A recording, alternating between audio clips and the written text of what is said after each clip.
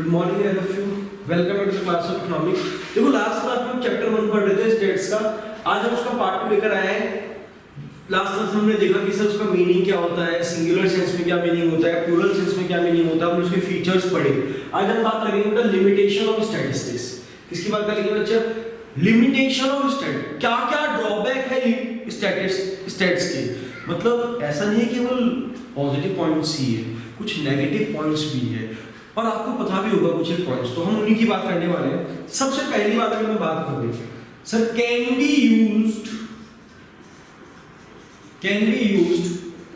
Only by the experts. Can be used only by the experts.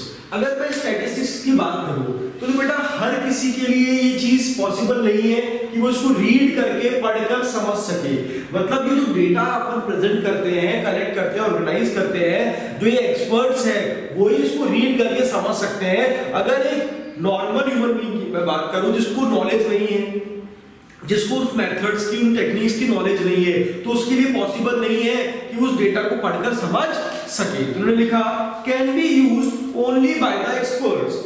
Statistics can be used only by those persons who have special knowledge of statistical method। जिसके पास special knowledge है statistical methods की, वही लोग इसको पढ़ सकते हैं, समझ सकते हैं। And those who are ignorant about these methods cannot make sensible use of statistics। और वो लोग जिनको इन methods की knowledge नहीं है, जिसके बारे में नहीं पता, वो उससे कोई भी सेंस विड्रॉ नहीं कर सकते। तो बेटा पहला ड्रॉबैक क्या था? It is only be used by the experts. दूसरा आता है बेटा study of numerical facts only.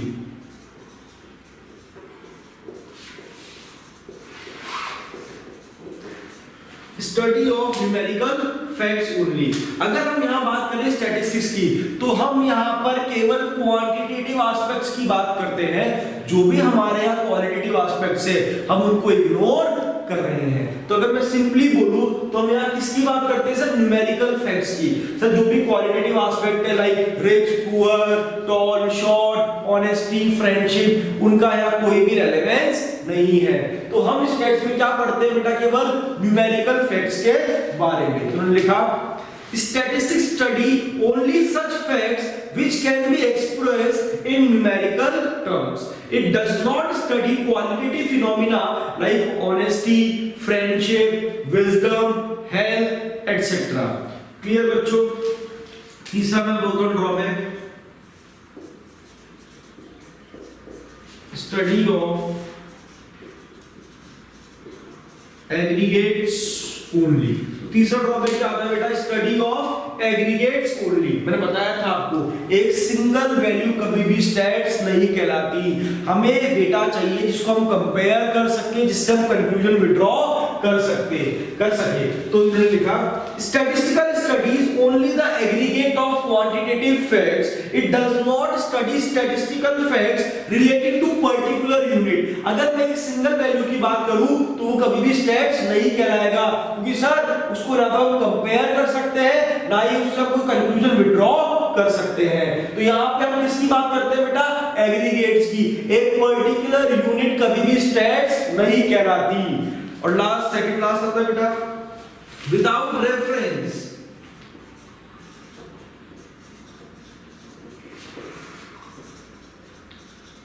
Without reference, results may prove to be wrong. Results may prove to be wrong.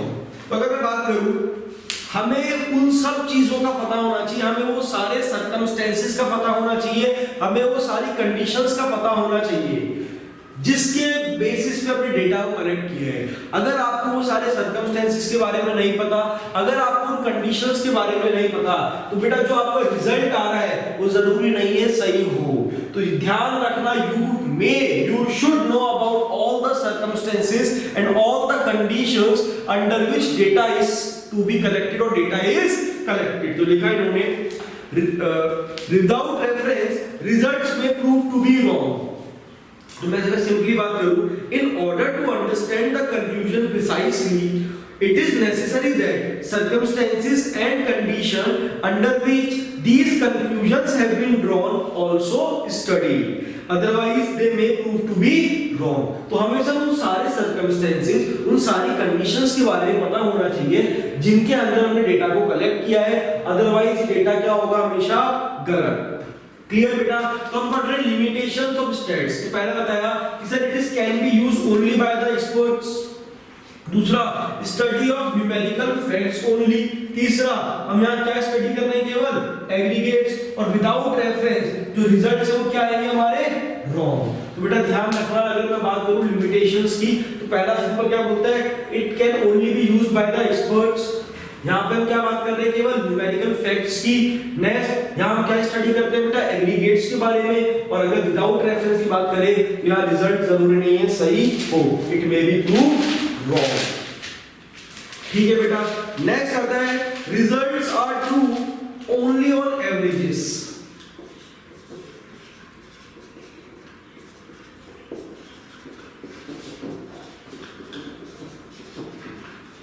मैं आपको सिंपल एक बात बोलूं, आपने डेटा को कलेक्ट कर लिया, अब क्या उस डेटा से आप कोई भी कंक्लूजन विड्रॉ कर सकते हो क्या? नहीं सर, हमें मल्टीपल कैलकुलेशंस करनी पड़ती है। फॉर एग्जांपल मीन पढ़ा है, मीडियन पढ़ा है, मोड पढ़ा है, क्या वहां डेटा गिवन होता है, क्या वो उस सब कंक्लूजन विड्रॉ कर लेते हैं? कभी नहीं करते। हम पहले मीन निकालते हैं, मीडियन निकालते हैं, मोड निकालते हैं, ऐसे डिस्पर्जन हो गया, कोरिलेशन हो गया, इंडेक्स नंबर हो गया, इन सब में हमें मेथड्स लगा के, फॉर्मूलाज लगा के मल्टीपल कैलकुलेशंस करनी पड़ती है।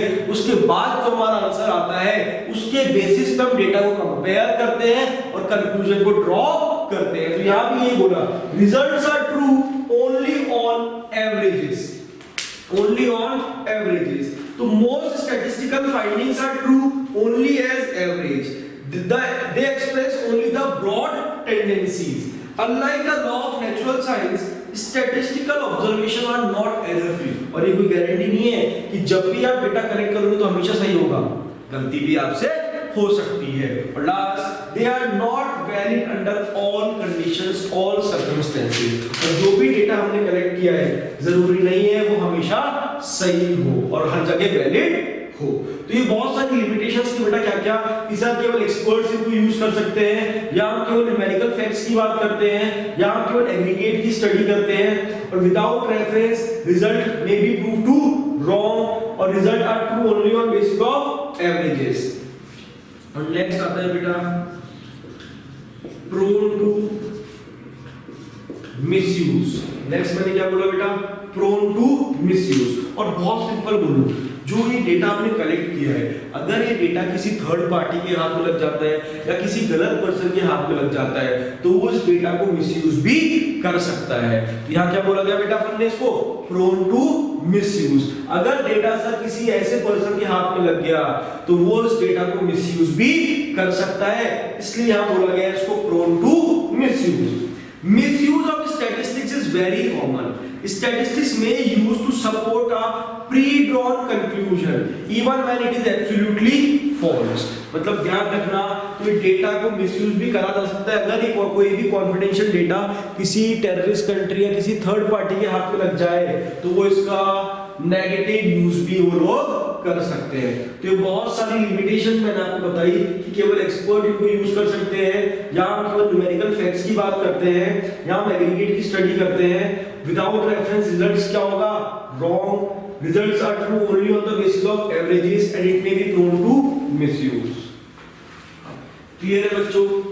ये हमने बात करी लिमिटेशंस ऑफ स्टैटिस्टिक्स। पीडीएफ हम उससे बता लेना बच्चों, पीडीएफ में हम लोगों से। नेक्स्ट टॉपिक बेटा अपना आता है importance of statistics.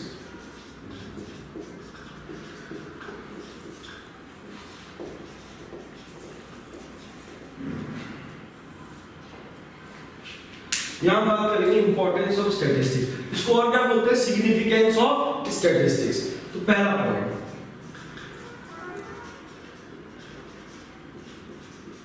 Working out cause and effect relationship.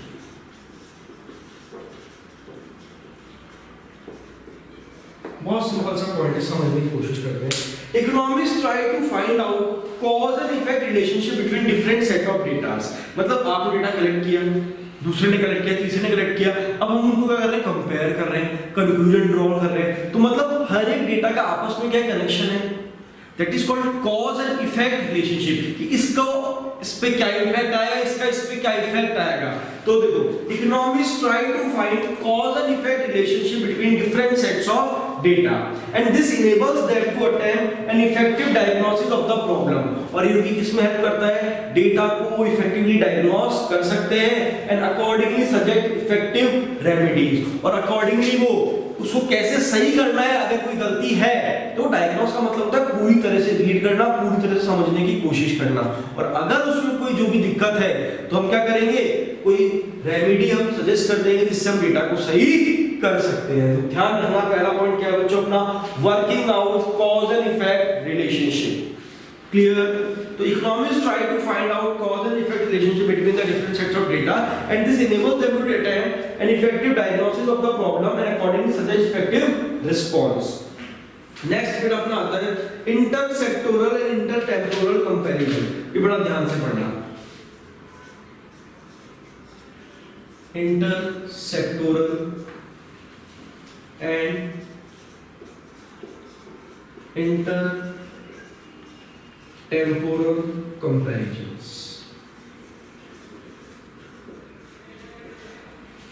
Intersectoral और इंटरटेम्पोरल कंपैरिजन की हम बात करते हैं।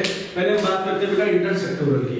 Intersectoral comparison means comparison across different sectors of the economy. देखो सेक्टर बड़ी क्लियर कर रहा है, जब इकोनॉमी के हम अलग-अलग सेक्टर के बीच में कंपैरिजन करते हैं उसको बोला गया intersectoral, like primary sector, secondary sector, tertiary sector. अब इन तीनों सेक्टर के बीच में हम कंपैरिजन कर रहे हैं तो क्या बोलेंगे उसको बेटा, इंटरसेक्टोरल।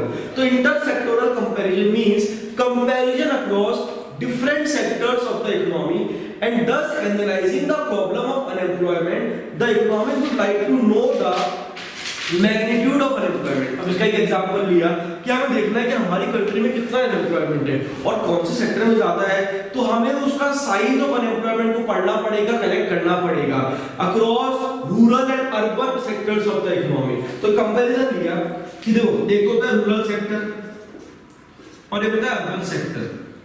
तो मैंने दोनों डेटा कलेक्ट किया, रूरल का भी और अर्बन का भी, और अब इन दोनों के ये हो गया रूरल सेक्टर, ये हो गया अर्बन सेक्टर। अब इन दोनों के डेटा को जब मैं कंपेयर करूंगा तो क्या कहलाएगा बेटा, ये इंटरसेक्टोरल कंपैरिजन। ध्यान रखना, ये था जब हम दो सेक्टर को आपस में कंपेयर करते हैं उसको बोला गया इंटरसेक्टोरल कंपैरिजन। हम नेक्स्ट बात करते हैं बेटा इंटरटेम्पोरल कंपैरिजन की।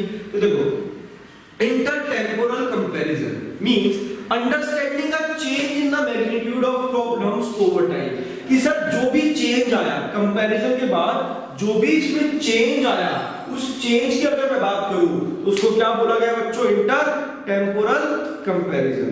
तो intertemporal comparison means understanding the change in the magnitude of problems over time and this would mean making a comparison over different planned periods of rural and urban unemployment। कि sir जब हमने दो sector को compare किया था, जो भी conclusion बनाया, जो भी कंपैरिजन किया, अब उसका जो इंपैक्ट आया, जो भी हमने चेंज को नोटिस किया, उन्होंने कहा बोला इंटरटेम्पोरल कंपैरिजन। तो intertemporal comparison means understanding a change in the magnitude of problem over time and this would mean making a comparison over different plan periods of rural and urban unemployment. बहुत simple से points थे।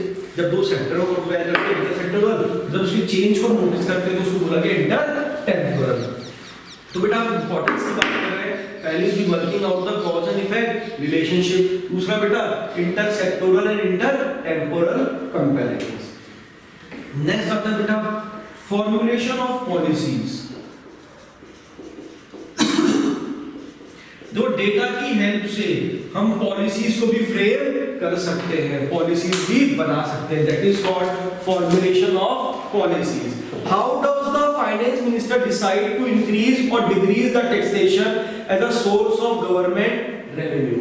हमारी country के finance minister ने कैसे decide किया कि हमें टैक्स बढ़ाना चाहिए या घटाना चाहिए, तो उसने पहले पूरा डेटा पढ़ा होगा, पहले कलेक्ट करवाया होगा, फिर ऑर्गेनाइज, फिर प्रेजेंट, फिर एनालाइज, फिर इंटरप्रिटेशन। मतलब जो भी पॉलिसीज बन रही है वो सारी की सारी पॉलिसीज कब बनती है? पहले डेटा को एनालाइज किया जाता है, डेटा को कलेक्ट किया जाता है, डेटा को इंटरप्रेट करा जाता है, उसके बाद उस डेटा के बेसिस पे हम पॉलिसीज को क्रिएट करते हैं। तो ये स्टेट्स की बहुत बड़ी इंपॉर्टेंस है, ये हमारी पॉलिसीज फ्रेम करने में हेल्प करता है। तो how does the finance minister decide to increase और decrease taxation as a source of government revenue? Obviously through statistical study. कैसे डिसाइड करेगा sir? Obviously through statistical study. It is through statistical studies that finance minister gets a feedback on the tax paying capacity of the people. उसको उस data से idea लगेगा कि लोगों की tax paying capacity कितनी है, ज्यादा है या कम है। दूसरा revenue needs of the government, और दूसरा डेटा को चेक कर रहे हैं कि गवर्नमेंट को कितना पैसा चाहिए, कम चाहिए ज्यादा चाहिए। अगर कम चाहिए तो टैक्स को कम कर देगा, ज्यादा चाहिए तो टैक्स को बढ़ा देंगे। तो बहुत सारी चीजें होती हैं जो पॉलिसीज बनती है। वो कैसे बनती है? जब हम डेटा को पूरी तरीके से रीड आउट करते हैं, उसको समझते हैं। तो बहुत सारी इंपॉर्टेंस थी बेटा। तीसरी इंपॉर्टेंस क्या आती है? It also help in formulation of policy. और लास्ट एडवांटेज है बेटा इकोनॉमिक फोरकास्टिंग।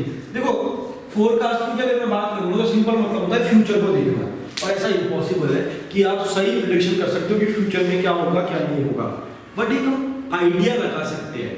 और आइडिया कैसे लगा सकते हैं? जब हमारे पास पास्ट ईयर का डेटा होगा, जब हमारे पास पास्ट ईयर का डेटा होगा तो उसके बेसिस पे हम फ्यूचर को फोरकास्ट कर सकते हैं कि माइट बी फ्यूचर में भी ऐसा हो सकता है। मैं ऐसा नहीं बोल रहा हमेशा सही होगा, but forecasting helps in to predict the future.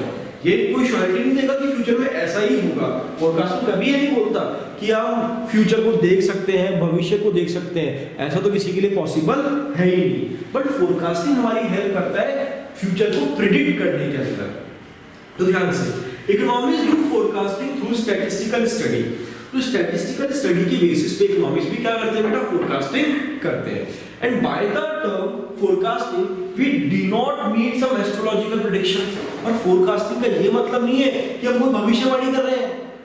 वो तो बेटा बाबा महाराजा लोग अलग होते हैं, जहां तो हम इकोनॉमिक फोरकास्टिंग की बात कर रहे हैं, जो हमने डेटा को स्टडी करके आइडिया लगाया उसकी बात कर रहे हैं। We only mean to assess and ascertain the future course of events which are of economic significance। हम केवल उन चीजों को एसेस करने की कोशिश कर रहे हैं जिसका फ्यूचर में इंपैक्ट आ सकता है। And this help us in future planning। और इसके बेसिस पे हम फ्यूचर प्लानिंग कर सकते हैं। बच्चों ध्यान से देखना, हमने पूरा चैप्टर नंबर 1 कंप्लीट कर लिया है और उसमें बहुत सारे टॉपिक्स पढ़े। सबसे पहले पढ़ा हमने सर स्टैटिस्टिक्स का मीनिंग क्या होता है, जो मैंने बताया branch of mathematics deal in the collection, analysis, presentation and interpretation of data. फिर दूसरा आपने पढ़ा सर स्टैट्स का मीनिंग क्या था प्लूरल सेंस में। तो मैंने आपको बताया कि सर वो सारी टेक्निक्स और मेथड्स जो हम डेटा को कलेक्ट करने के लिए काम में ले रहे हैं। फिर बेटा उसका मीनिंग हमने पढ़ा कि फीचर्स क्या थे, सॉरी प्लूरल में था हम इंफॉर्मेशन की बात करें नंबर और न्यूमेरिकल टर्म्स, और सिंगुलर सेंस में मतलब था कि वो सारी टेक्निक्स और मेथड्स जो हम डेटा को कलेक्ट करने के लिए काम में ले रहे हैं। फिर हमने पढ़े इसके फीचर्स किसके बेटा स्टैट्स के। पहला था बेटा एग्रीगेट ऑफ फैक्ट्स, दूसरा था बेटा न्यूमेरिकली एक्सप्रेस, फिर एक था बेटा रीजनेबल डिग्री ऑफ एक्यूरेसी, फिर था प्री डिटरमाइंड कंक्लूजन, और एक बड़ा अपने collected in a systematic manner. फिर हमने देखा स्टैट्स का मीनिंग सिंगुलर सेंस में। फिर हमने उसकी स्टेजेस पढ़ी, पास्ट स्टेज थी collection, organisation, presentation, analysis and interpretation. फिर हमने देखा स्टैटिस्टिकल टूल्स। फिर हमने एक बड़ा बेटा याद तो आपको स्कोप, जिसमें बड़ा नेचर, और एक बड़ा सब्जेक्ट मैटर ऑफ स्टैटिस्टिक्स। फिर नेक्स्ट जो टॉपिक आया वो आया हमारा लिमिटेशंस ऑफ स्टैट्स। उसमें मैंने 5-6 पॉइंट बताए। एक था बेटा can be used only by the experts. Sir हर किसी के बस की बात नहीं है, यहाँ हम केवल न्यूमेरिकल फैक्ट्स को रीड कर सकते हैं, जो भी क्वालिटेटिव एस्पेक्ट है उनको हम यहाँ पे रीड नहीं कर सकते। यहाँ पे हम केवल एग्रीगेट्स के बारे में बात कर रहे थे, that is study of aggregates only. Without reference results may be prove to be wrong. एक पॉइंट था बेटा results are true only on the basis of averages. और बेटा एक जो हमने लास्ट पॉइंट पढ़ा था प्रोन टू मिसयूज। और फिर जो लास्ट टॉपिक हमारा आया बेटा वो आया इंपॉर्टेंस ऑफ स्टैटिस्टिक्स। तो क्या क्या पॉइंट थे बच्चों? Working out the cause and effect relationship, intersectoral and intertemporal comparison, फिर था फॉर्मुलेशन ऑफ पॉलिसीज और एक था बेटा इकोनॉमिक फोरकास्टिंग। तो ये चैप्टर नंबर 1 हमारा यहाँ कंप्लीट होता है स्टैटिस्टिक्स का। अब देखो बेटा हमारे तो अपन ने काफी कुछ पढ़ ली, पहले तो मीन मीडियन मोड वगैरह ही पढ़ा था स्टैट्स के अंदर। अब जो हम लोग नेक्स्ट चैप्टर पढ़ेंगे स्टैट्स के अंदर वो आएगा बेटा कलेक्शन ऑफ डेटा। क्या पढ़ने वाले बेटा हम लोग? Simple collection of data. अगर मैं सिंपली आपको मैं ब्रीफ कर रहा हूँ, आपको पढ़ा नहीं रहा, मगर आपको सिंपल इसका आइडिया दूंगा तो बहुत सिंपल चैप्टर है। इसमें ऐसे टॉपिक से देखना, एक तो आएगा अपने टेली बार्स कैसे बनाते हैं, टेली बार्स कैसे बनाते हैं। एक आएगा कि डेटा को आप असेंडिंग ऑर्डर और डिसेंडिंग ऑर्डर में कैसे अरेंज कर सकते हो। असेंडिंग बोले तो छोटे से बड़ा, डिसेंडिंग बोले तो बड़े से छोटा। फिर एक आएगा कि एक्सक्लूसिव सीरीज कौन सी होती है, फिर एक आएगा सर इंक्लूसिव सीरीज कौन सी होती है, ये भी आपको पढ़ा हुआ है। फिर आएगा बेटा एक mid value frequency series. Mid value frequency series का मतलब है आपको मिड वैल्यू दी भी होगी, उसके बेसिस पे आपको फाइंड आउट करना है। तो बहुत सिंपल टॉपिक है बेटा जो नेक्स्ट चैप्टर है हमारा, that is collection of data. मतलब आप सबके पास स्टैट्स की बुक होनी चाहिए। मैं स्टैट्स की बुक से ही पढ़ाऊंगा, जो पढ़ाऊंगा तो प्लीज स्टैट्स की जो बुक है टीआरके की हो रही, शायद आपके पास कितने पास पढ़ी होगी, नहीं हो तो अरेंज कर लेना, नहीं परचेस तो क्या ही करोगे, नहीं हो तो मुझे बोल देना, मैं पीडीएफ सेंड कर दूंगा। तो ये टीआरके की हो रही आपके पास सबके पास होगी। तो इससे हम नेक्स्ट पढ़ने वाले हैं that is collection of data. तो माइक्रो थोड़ी स्टैट्स के 3-4 चैप्टर करेंगे, उसके बाद हम माइक्रो पे शिफ्ट होंगे दोबारा। तब तक आपको ये स्टैटिस्टिक्स ही पढ़ना है, ध्यान रखना बेटा, थोड़ा सा सीरियस होके पढ़ो। कुछ एक टाइम और बचा है, फिर एग्जाम्स हो गया आपकी, तो फिर आपको पढ़ना तो पड़ेगा ही। कोई डाउट हो तो आप मुझसे पूछ सकते हो, ठीक है बच्चों? Thank you all of you.